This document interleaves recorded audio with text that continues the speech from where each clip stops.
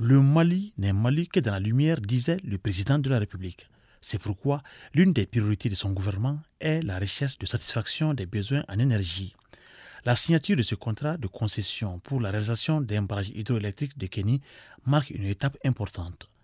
Avec une puissance installée de 42 MW, cet aménagement hydroélectrique relève une bonne partie du défi énergétique du pays.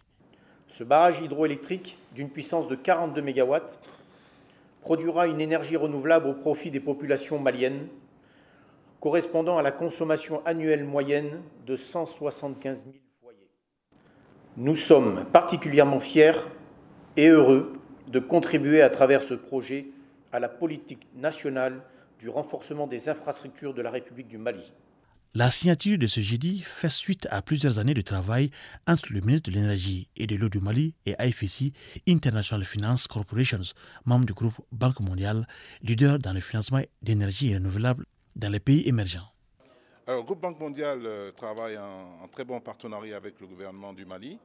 Bien sûr, le groupe Banque mondiale veut également mobiliser des financements additionnels pour le secteur de l'électricité au Mali.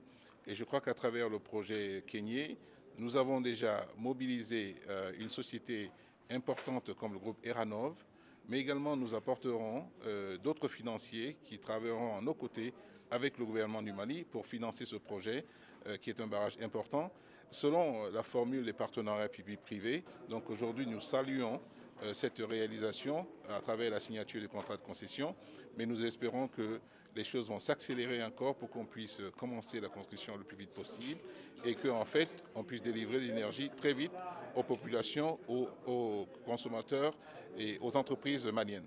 Le gouvernement du Mali s'est dit disposé à mettre tout en œuvre pour l'exécution correcte du projet dont les travaux démarreront en 2016.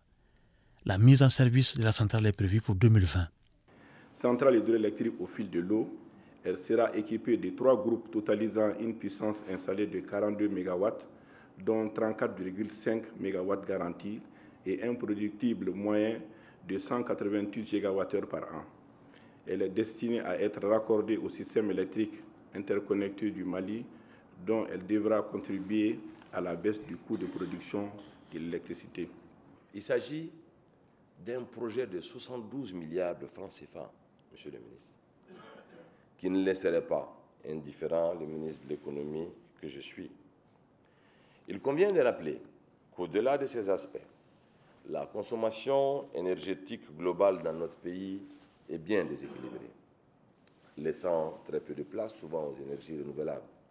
C'est pourquoi c'est le potentiel énergétique hydroélectrique qui est estimé effectivement à plus de 1000 MW qui sera valorisé davantage, puisqu'au-delà des centrales de Sotiba et de Séléngué, mais aussi Fellou et Manantali dans le cadre de l'OMVS, c'est notre parc de centrales hydroélectriques qui se verra enrichi.